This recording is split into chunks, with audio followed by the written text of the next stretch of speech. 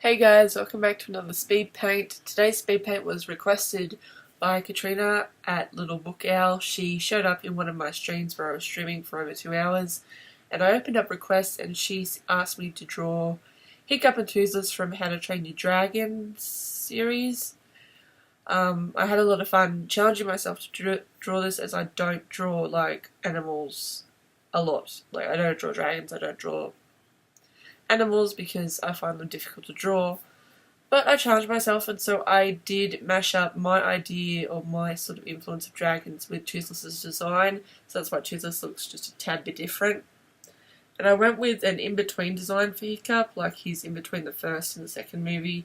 So he's like sitting up, shooting up, and, just sitting out, and that's why, he's got all wild hair and whatnot. So I had a ton of fun doing this, so thank you so much for suggesting this, and now on with the speed paint. Bye!